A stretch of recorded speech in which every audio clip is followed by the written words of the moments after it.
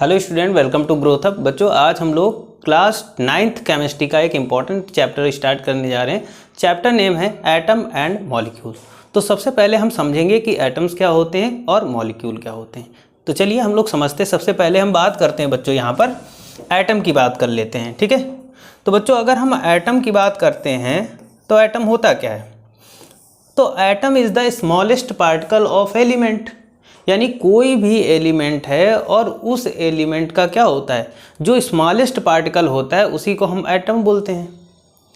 जैसे हमारे यहाँ जितनी भी चीज़ें आप देख रहे हो, ठीक है, मतलब अपने चारों ओर जो भी चीज़ें आप देखते हो वो कहीं ना कहीं छोटे छोटे एटम से ही मिलकर बनती हैं। और एटम होता क्या है? स्मॉलेस्ट पार्टिकल होता है किसी भी एलिमेंट का। सपोज करो हमारे पास यहाँ पर ये एक एलिमेंट है, ठीक, एलिमेंट का नाम दे दिया हमने ए। तो ये एलिमेंट बना कैसे? तो ये तब बना जब बहुत सारे छोटे छोटे एटम कंबाइन हुए। बहुत सारे छोटे छोटे एटम क्या हुए बच्चों? कंबाइन हुए। तो क्या बना? एक एलिमेंट बना, है ना। या फिर हम कह सकते हैं जो भी हमारा मैटर होता है उसकी जो स्मॉलेस्ट यूनिट होती है वो भी एटम होती है। तो कहीं ना कहीं जितने भी एलिमेंट हैं या जितने भी हमारे मैटर हैं उन सब की जो स्मॉलेस्ट यूनिट होती है वो क्या होती है? एटम होती है। इसीलिए हम एटम को क्या बोलते हैं? Atom is the smallest unit of element. कोई भी एलिमेंट, सपोज करो अगर हम सोडियम एलिमेंट की बात करते हैं तो सोडियम एलिमेंट कैसे बना? जब सोडियम के बहुत सारे छोटे छोटे एटम मिले, है ना। ये जो पॉइंट में मैं आपको चीज़ें दिखा रहा हूँ ये सभी क्या हैं? ये एक एटम है, इसी को एटम बोलते हैं। ये जो पॉइंट है इसी को क्या बोलते हैं बच्चों? ये एटम है। और ये एटम क्या है? ये जो सोडियम एलिमेंट है, जो सोडियम एलिमेंट है उस सोडियम एलिमेंट का ही स्मॉलेस्ट पार्टिकल है। यहाँ तक समझे। दूसरी चीज़ बच्चों बात करते हैं कि अगर कोई भी एटम है, सपोज करो ये हमारे पास एक एटम है, बहुत ही टिनी पार्टिकल होता है एटम। किसी भी एटम को हम केमिकली डिवाइड नहीं कर सकते। हम ऐसा नहीं कर सकते कि इस एटम को बहुत ही ज़्यादा केमिकली डिवाइड कर दे। कभी भी किसी भी एटम को केमिकली डिवाइड नहीं किया जा सकता है। दूसरी चीज़, atom neither created not destroyed. Atom को भी ना तो क्रिएट किया जा सकता है ना ही तो डिस्ट्रॉय किया जा सकता है। साथ ही साथ बोलें तो हर एक एलिमेंट, चाहे जो भी एलिमेंट हो, वो सेम टाइप के एटम से मिलकर ही बनता है। हम एग्जाम्पल की बात करते हैं यहाँ पर बच्चों। अगर हमारे पास यहाँ सपोज कर लो लिथियम एलिमेंट है, ठीक है, ये लिथियम एलिमेंट है। तो लिथियम एलिमेंट में क्या होगा? जितने भी एटम होंगे वो लिथियम के ही एटम है ना। तो हर एक एलिमेंट एक ही टाइप के एटम से मिलकर बना होता है, ठीक है, डिफरेंट टाइप के एटम से मिलकर नहीं बनता है बच्चों। अब कोई कह दे कि भाई इसमें सोडियम के भी एटम आ गए, तो क्या वो एलिमेंट होगा? नहीं होगा। तो यहाँ पर हमें ये पता चलता है कि हर एक एलिमेंट या फिर मैटर क्या होता है, वो सेम टाइप के एटम से ही मिलकर बनता है। ये चीज़ आपको समझ में आई? तो हमारे हिसाब से आपको एटम के बारे में पता चल गया होगा कि एटम होता क्या है ना। अब दूसरी हेडिंग बात करेंगे बच्चों, हम मॉलिक्यूल की बात करेंगे। मॉलिक्यूल कैसे फॉर्म होता है और मॉलिक्यूल है क्या? तो देखो, दूसरी हेडिंग है हमारी मॉलिक्यूल। इस चैप्टर में हमें इन्हीं के बारे में डीपली पढ़ना है, ठीक है। तो सबसे पहले हम इसी में समझ लेते हैं एटम और मॉलिक्यूल। अब मॉलिक्यूल क्या होता है बच्चों? मॉलिक्यूल कैसे बनता है? जब 2 or more एटम्स, सपोज करो ये हमारे 2 एटम हैं, ठीक, और ये 2 एटम जब केमिकली कंबाइन होते हैं तो ये क्या बनाते हैं बच्चों? ये मॉलिक्यूल बनाते हैं। क्या बनाएंगे? मॉलिक्यूल बनाएंगे, ठीक है। When 2 or more atoms combined chemically form molecule बनाते हैं। जैसे ऑक्सीजन का एक एटम ये और ऑक्सीजन का ये एक एटम, ठीक, तो 2 O हो गए। अब ये क्या बनाएंगे? ये ऑक्सीजन का मॉलिक्यूल बनाएंगे। किसी भी सब्सटेंस का मॉलिक्यूल बनेगा। मतलब क्या होगा? एटम होगा, एटम से मॉलिक्यूल बनेगा, फिर मॉलिक्यूल से पूरा कहीं ना कहीं एलिमेंट बनेगा, ठीक। तो मॉलिक्यूल आप जान गए, जब क्या होगा? 2 एटम केमिकली कंबाइन होंगे तो एक स्ट्रक्चर बनाएंगे यहाँ पर, उसी को बोलेंगे मॉलिक्यूल। ठीक है, यहाँ तक समझ गए कि एटम क्या होता है और मॉलिक्यूल क्या होता है। अब देखो बच्चों, अब आगे हम चलते हैं, थोड़ा सा एटम और मॉलिक्यूल के बारे में और डिस्कस करते हैं। यहाँ पर देखो, हम यहाँ पर बच्चों एटम और मॉलिक्यूल के बारे में डिस्कस करेंगे। तो सबसे पहले एटम एंड मॉलिक्यूल, जैसा कि हेडिंग पढ़ी और हम समझ भी चुके हैं कि एटम क्या होते हैं और मॉलिक्यूल क्या होते हैं बच्चों। अब हम क्या करेंगे, एटम और मॉलिक्यूल को थोड़ा और समझते हैं। Atoms and molecules are responsible for the forming tiny sand particle. Tiny sand particle है ना।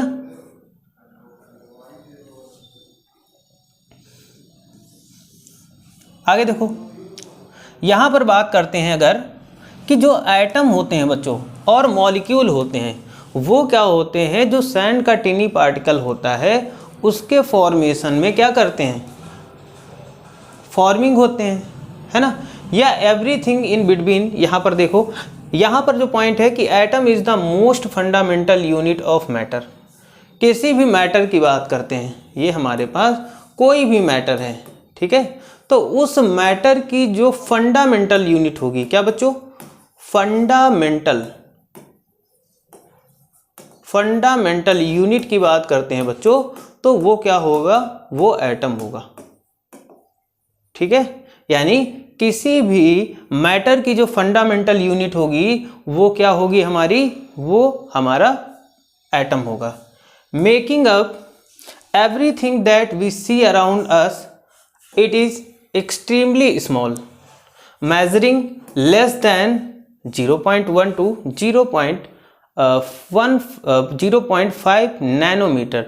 मतलब हम देखो, वही चीज़ मैंने आपको बताई कि हम अपने चारों ओर जो भी चीज़ें देखते हैं, अपने अराउंड में जो भी चीज़ें देखते हैं, कहीं ना कहीं वो सभी चीज़ें क्या होती हैं, वो एटम से मिलकर ही बनी होती हैं। और वो एटम से मिलकर बनी होती हैं तो उनके अगर हम बात करें, मेजरिंग की बात करते हैं, तो लेस देन 0.1 टू 0.5 नैनोमीटर होता है। मतलब बहुत ही ज़्यादा, एटम की बात करें तो एटम बहुत ही ज़्यादा एक्सट्रीमली क्या होता है, स्मॉल होता है, कह सकते तो हम उसको ऐसे नॉर्मल आंखों से नहीं देख सकते, है ना। आगे, all matter is made up of small particles called atom. मतलब ऑल मैटर जितने भी मैटर होते हैं वो एक स्मॉल पार्टिकल से बच्चों मिलकर बने होते हैं, जिसको हम लोग एटम बोलते हैं। And molecules, different kind of atom and molecule have different properties due to which different kind of matter. ठीक है, मतलब समझो, डिफरेंट जो अगर एटम हैं तो उनकी डिफरेंट प्रॉपर्टी होंगी।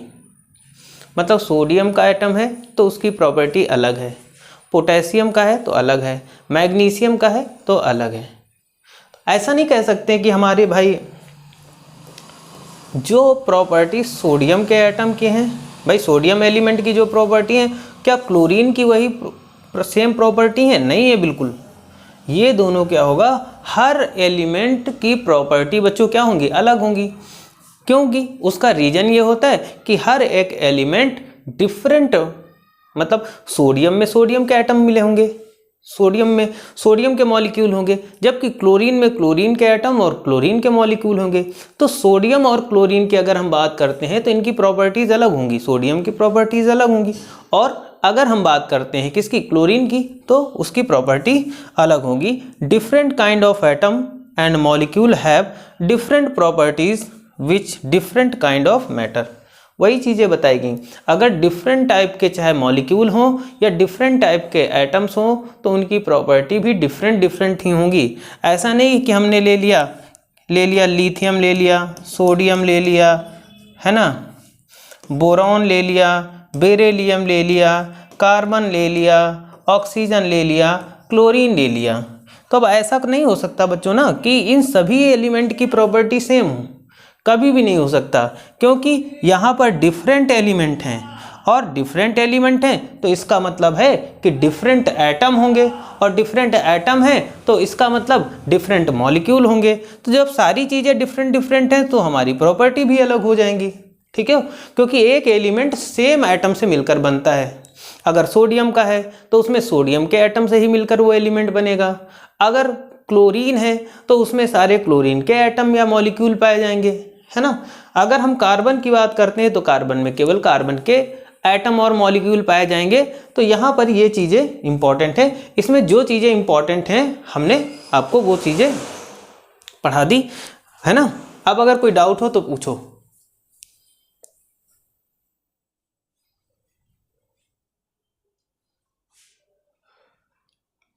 ठीक है, गारगेंटम ब्लैक होल की कोई यहाँ पर ज़रूरत नहीं है बच्चों, आपके लिए इतना जो समझा दिया वो बहुत है। ठीक है, आगे देखो बच्चों, आगे बात करेंगे बच्चों यहाँ पर लॉ ऑफ कंजर्वेशन ऑफ मास। ठीक है, हम बच्चों बात करेंगे लॉ ऑफ कंजर्वेशन ऑफ मास, बहुत इंपॉर्टेंट है।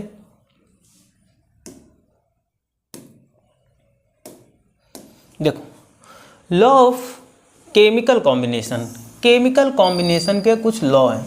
देखो क्या है, there are 3 important law of a chemical combination. These are, chemical combination के 3 लॉ हैं बच्चों, जो कि हमें नीचे दिए गए। पहला दिया गया बच्चों क्या, law of conservation of mass. Second दिया गया है law of constant properties, law of constant proportions है। ठीक है, and law of multiple proportion. ठीक है, तो यहाँ पर 3 लॉ हैं जो कि हमें क्या करना है, पढ़ना है। तो चलो सबसे पहले फर्स्ट लॉ की हम बात करते हैं बच्चों। यहाँ पर देखो, जो फर्स्ट लॉ है बच्चों वो क्या है, लॉ ऑफ कंजर्वेशन ऑफ मास। बहुत इंपॉर्टेंट लॉ है ना, इंपॉर्टेंट है। Law of conservation of mass, law of conservation mass was given by Lavoisier in 1774. According to this law, law of conservation of mass, ठीक है, यहाँ पर अगर बात करते हैं लॉ ऑफ कंजर्वेशन मास किसने दिया बच्चों, तो ये लैवोसियर नाम के साइंटिस्ट थे और 1774 में इन्होंने लॉ दिया। इनका क्या मानना था लॉ में, तो अकॉर्डिंग टू दिस लॉ यानी conservation of mass, matter is neither created nor destroyed in a chemical reaction. The substance which combine together in chemical reaction are known as reactants, whereas the new substance are formed या produce result of the chemical reaction are called product। ठीक, तो देखो mass of conservation का मतलब होता है कि अगर हम किसी मैटर की बात करें तो मैटर क्या होता है, matter is neither created, matter को ना ही तो क्रिएट किया जा सकता है ना destroy in a chemical reaction. ठीक है, केमिकल रिएक्शन में किसी भी मैटर को ना ही तो हम कहीं ना कहीं उसको बना सकते हैं और ना ही तो उसको खत्म कर सकते हैं, या नाइदर क्रिएट नॉर डिस्ट्रॉयड। अगर हम बात करते हैं यहाँ पर बताया गया the substance which combine together in a chemical reaction. मैं एक चीज़ बता दे रहा हूँ, केमिकल रिएक्शन में एक रिएक्टेंट पार्ट होता है और एक प्रोडक्ट। जैसे A प्लस B, ये दोनों क्या होगा, रिएक्शन करेंगे और ये गिब्स होगा, यहाँ पर बनेगा C प्लस D। ठीक है, तो ये जो प्रोडक्ट केमिकली कंबाइन होंगे इसको क्या बोलेंगे, ये रिएक्टेंट होंगे बच्चों, रिएक्टेंट। ठीक, और ये दोनों रिएक्टेंट जब रिएक्शन करेंगे तो यहाँ पर जो C प्लस D बनना है ये प्रोडक्ट बनेगा। क्या बनेगा, प्रोडक्ट बनेगा। The law of conservation of mass means that in a chemical reaction the total mass of product equal to the total mass of reactant. There is no change mass during the chemical reaction. It has been found the experiment that 100 gram of calcium carbonate decompose completely 56 gram calcium oxide and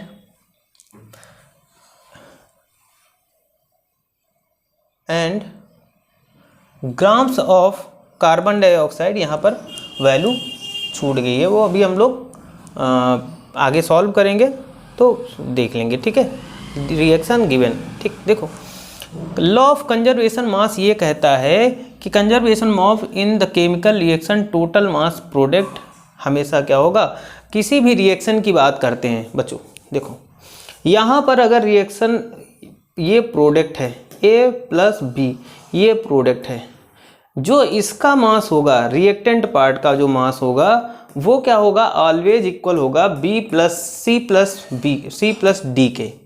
मतलब law of conservation मास ये कहता है कि mass of reactant equal to the mass of product. ठीक है, मतलब कोई भी रिएक्शन कंप्लीटली, अगर कोई रिएक्शन हो रही है तो उसमें मास का चेंजमेंट नहीं होगा। मतलब अगर रिएक्टेंट साइड में तो 50 ग्राम है तो प्रोडक्ट साइड में भी 50 ग्राम होगा, है ना। देखो एक एग्जांपल के थ्रू हम यहाँ पर समझने की कोशिश करेंगे।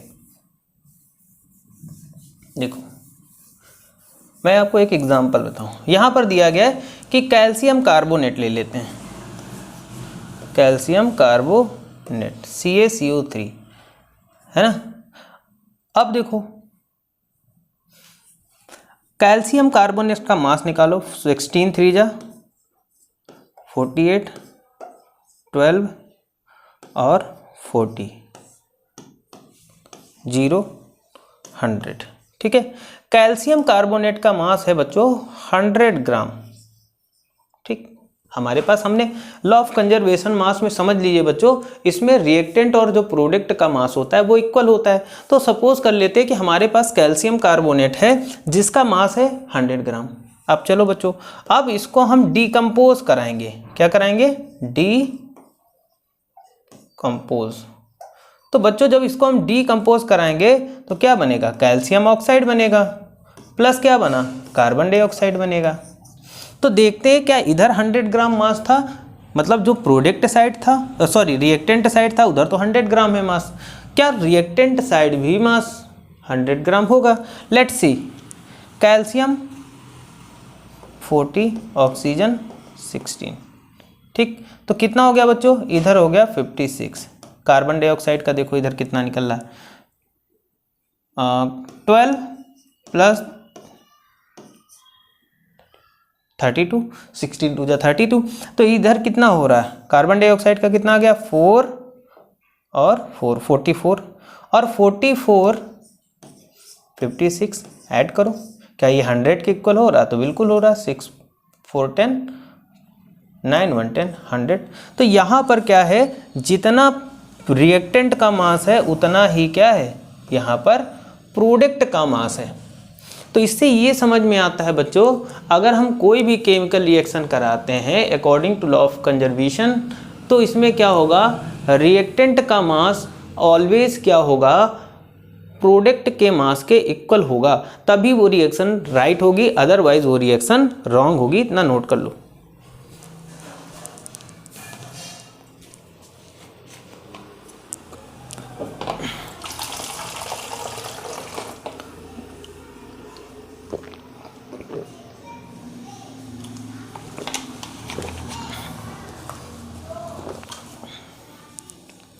नोट हो गया, चलो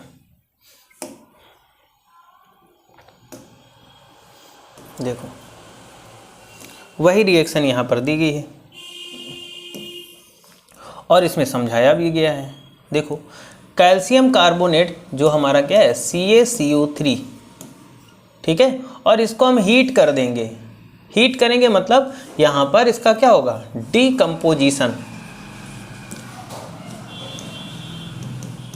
डिकम्पोजिशन होगा। तो जब डिकम्पोजिशन होगा बच्चों, तो यहाँ पर क्या होगा, ये कैल्शियम ऑक्साइड में टूटेगा और ये यहाँ पर कार्बन डाइऑक्साइड होगा, यहाँ पर कार्बन डाइऑक्साइड। ठीक है, तो देखो यहाँ पर क्या हो रहा, पहले हमारा जो मास था प्रोडक्ट का, रिएक्टेंट का, वो कितना था, 100 ग्राम था, और इधर भी कितना हो रहा है, 100 ग्राम हो रहा है। तो इससे ये पता चल गया कि यहाँ पर जो मास है उस मास में कुछ भी चेंजमेंट नहीं हो रहा है। अब वही चीज़ यहाँ पर बताएगी, इन दिस रिएक्टेंट प्रोडक्ट वगैरह, ये जो चीज़ें मैंने समझा दी है वही सारी चीज़ें यहाँ पर आपको बताई गई हैं, जिसकी आपको ज़रूरत नहीं, मैंने समझा दिया ऑलरेडी। एक एग्जाम्पल देखते हैं यहाँ पर। देखो एक एग्जाम्पल देखो बच्चों, एग्जाम्पल प्रॉब्लम क्या है, sodium carbonate react with ethanoic acid. Sodium carbonate है बच्चों, वो एथेनोइक एसिड के साथ क्या कर रहा है, रिएक्शन कर रहा है टू फॉर्म सोडियम कार्बोनेट। क्या बनाता है sodium carbonate, carbon dioxide and water, carbon dioxide भी बनेगा और वाटर बनेगा। In experiment 5.3 gram of sodium carbonate treated with 6 gram of ethanoid to form 8.2 gram of sodium carbonate and 2.2 gram of carbon dioxide and 0.9 gram water, so that this data verifies the law of conservation of mass। क्या ये law of conservation मास के according data क्या हमारा verify होता है? तो देखते हैं। All that we have to do in this problem, we calculate the mass of product separately and then compare to the, if two masses are equal, then the law of conservation mass gets verified and given the reaction will be written as। मतलब इसमें बच्चों ये है, ये जो हमें मास दिया गया है, जो रिएक्टेंट का भी दिया गया और प्रोडक्ट का भी दिया गया है, तो हमसे एग्जाम्पल में पूछा है क्या ये law of mass of conservation verify करता है, इस लॉ को वेरीफाई करता है। तो इसके लिए हम क्या देखेंगे, हम ये देखेंगे कि अगर रिएक्टेंट का मास और प्रोडक्ट का मास इक्वल हो रहा है तो कॉमनली ये लॉ ऑफ कंजर्वेशन का जो लॉ है वो यहाँ पर वेरीफाई होता है। अगर ये इक्वल नहीं है तो ये रूल यहाँ पर नहीं लगेगा। देखो हम बात करते हैं बच्चों मास ऑफ रिएक्टेंट की बात करते हैं। तो मास ऑफ रिएक्टेंट क्या क्या है, मास ऑफ सोडियम कार्बोनेट और मास ऑफ एथेनोइक एसिड। तो सोडियम कार्बोनेट और एथेनोइक एसिड का जो टोटल मास है, देखो यहाँ पर रिएक्टेंट और ये प्रोडक्ट, तो रिएक्टेंट का मास हमारे पास आया है 11.3 ग्राम। ये चीज़ समझ गए। Sodium ethanoate, carbon dioxide and water product, ये जो बनेंगे sodium ethanoate, carbon dioxide and water, ये क्या बनेंगे, ये हमारे प्रोडक्ट बनेंगे बच्चों। अब mass of product, mass of product क्या है, देखो sodium, mass of sodium ethanoate, mass of carbon dioxide and mass of water, तीनों को ऐड करेंगे। तो तीनों को हमने ऐड किया तो ये आया 11.3 ग्राम। ठीक, तो कॉमन सी बाई है, ये क्या करेगा, verify the law of conservation of मास, क्योंकि रिएक्टेंट का मास प्रोडक्ट के इक्वल है। तो यहाँ पर आपको क्या देखने को मिला कि ये यहाँ पर लॉ ऑफ कंजर्वेशन ऑफ मास को वेरीफाई करता है। इसमें कोई डाउट हो तो पूछो बच्चों, नोट कर लो। मैं साइड हट गया हूँ, आप नोट कर लीजिएगा।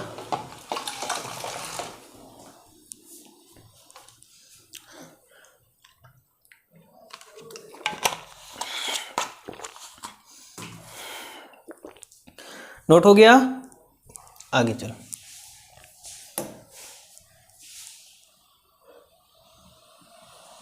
Second example problem, second example problem देख लेते हैं बच्चों। यहाँ पर एग्जाम्पल प्रॉब्लम है क्या कि calcium carbonate decomposes on heating to form calcium oxide and carbon dioxide when 10 gram calcium carbonate is decomposes into completely 5.6 gram calcium oxide and form calcium oxide is, calculate the mass of carbon dioxide formed, which law of conservation mass will be used in this solving problem।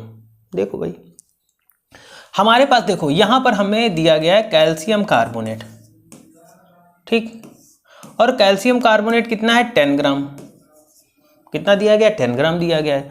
तो calcium carbonate बच्चों जब decompose होगा, जब decompose होगा तो क्या बनेगा, calcium oxide बनेगा प्लस क्या बनेगा, कार्बन डाइऑक्साइड बनेगा।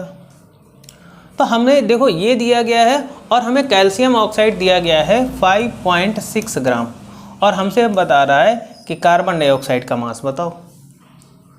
तो कार्बन डाइऑक्साइड का मास कितना होगा, कार्बन डाइऑक्साइड का मास क्या होगा, अगर हम 10 ग्राम में से जीरो लगा लो इधर, 5.6 लेस कर दे तो ये किसका मास निकल आएगा, कार्बन डाइऑक्साइड। तो यहाँ पर 4 बचेगा और यहाँ पर 4 बचेगा। तो कार्बन डाइऑक्साइड का बच्चों मास कितना निकल के आया, यहाँ पे निकल के आया 4.4। अब यहाँ पर हमें कार्बन डाइऑक्साइड का मास पता चल गया, तो क्या ये लॉ ऑफ कंजर्वेशन ऑफ मास को यूज़ कर रहा है, मतलब प्रोडक्ट का मास क्या रिएक्टेंट के बराबर है। तो इधर कितना है बच्चों 10 है, और इधर कितना है, इधर कितना होगा, इनमें जोड़ दो 0 9 10। तो इधर भी टोटल मास मतलब रिएक्टेंट का और प्रोडक्ट का मास इक्वल आ रहा। इसका मतलब हो रहा है कि ये लॉ ऑफ कंजर्वेशन मास को वेरीफाई कर रहा है। समझ गए बच्चों, आगे चलते हैं। यहाँ पर ये जो चीज़ें लिखी हैं वही सारी चीज़ें मैंने आपको समझा दी। चलो बच्चों,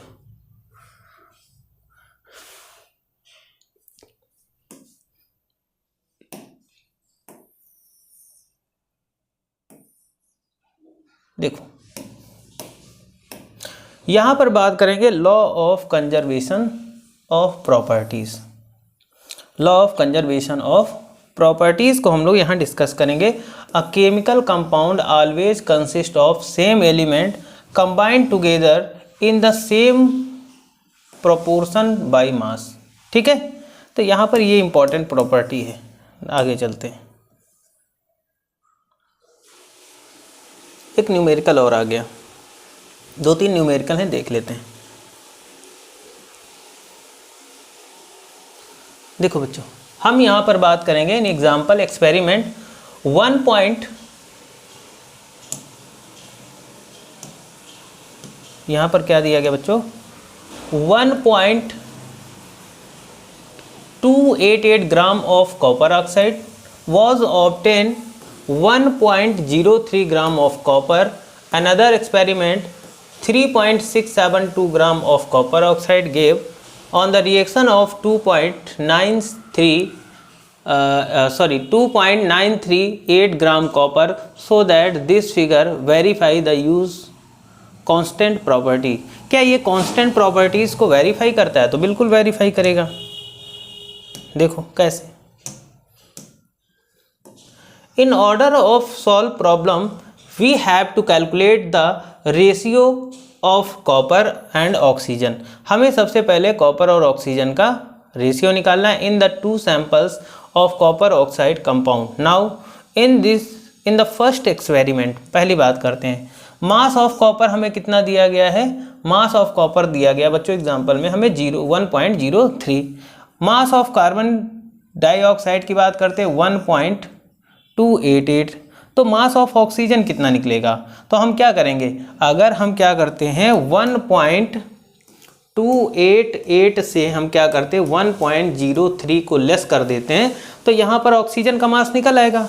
तो ऑक्सीजन का मास कितना आएगा 0.25 आएगा जब इन दोनों को लेस करेंगे, सॉरी 0.258 ग्राम आ जाएगा। Now the first example copper oxide compound. अब मास ऑफ कॉपर हमें कितना दिया गया है 1.03 एंड यहाँ पर मास ऑफ ऑक्सीजन हमने क्या किया, दोनों का रेशियो निकाल लिया। ऑक्सीजन यानी कॉपर और ऑक्सीजन इन दोनों का रेशियो निकल के आ गया। अब जब हम इनको डिवाइड कर लेंगे तो क्या आ जाएगा, ये आ जाएंगे 4:1 के फॉर्म में आ जाएंगे। बस यही तो हमें बताना था। और भी आगे देखो, और आगे क्या बताया गया इसमें, सेकंड एक्सपेरिमेंट, पहला तो हमारा गया, सेकंड एक्सपेरिमेंट में था क्या, मास ऑफ कॉपर हमें इतना दिया गया है और मास ऑफ कार्बन डाइऑक्साइड दिया गया है 3.672। तो मास ऑफ ऑक्सीजन वही चीज़ क्या करेंगे, दोनों से लेस कर लेंगे। तो मास ऑफ क्या आ गया, ऑक्सीजन आ गया, कितना आ गया 0.734। अब कॉपर यानी देखो हमें क्या निकालना है, कॉपर और ऑक्सीजन का रेशियो निकालना है। तो यहाँ से ये क्या आ गया, ये हमें मिल गया क्या, कॉपर, और ऑक्सीजन कितना निकल के आया 0.73। इन दोनों को डिवाइड कर देंगे तो यहाँ पर क्या हो जाएगा 4.1, 4:1 के फॉर्म में इनका क्या हो जाएगा, आंसर हो जाएगा।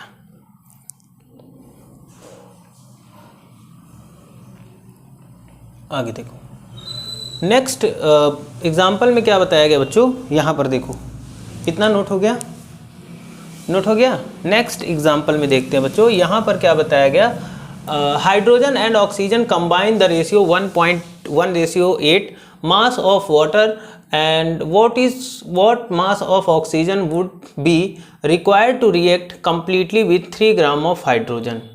ठीक है, हमें पता है क्या कि यहाँ पर क्या दिया गया है, हाइड्रोजन और ऑक्सीजन का जो रेशियो है, हाइड्रोजन और ऑक्सीजन का रेशियो बच्चों कितना दिया गया है, 1.8 दिया गया है, इस न्यूमेरिकल में दिया गया है।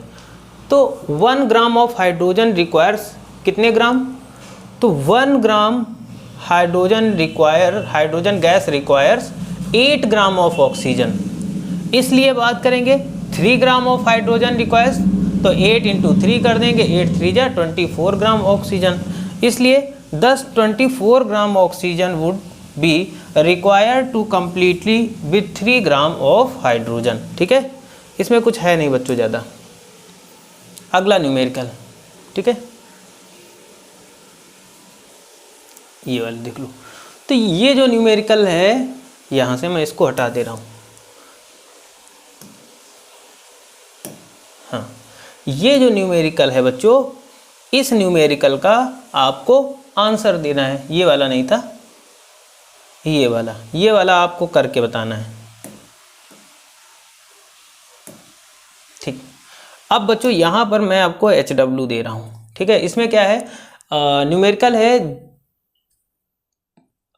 A 0.24 gram sample of compound of oxygen and boron was found by analysis to contain 0.096 gram of boron, 0.144 gram of oxygen. Calculate the percentage composition of the compound. यहाँ पर आपको इस न्यूमेरिकल का परसेंटेज कंपोजिशन निकाल के हमें बताना है। ठीक है, ये HW का क्वेश्चन रहा। ठीक है, अगर आपको आता है तो आप इसे बताइएगा, नहीं तो अगली क्लास में मैं इसको बताऊंगा। आज के लिए इतना ही रखता हूँ। Thank you for this class.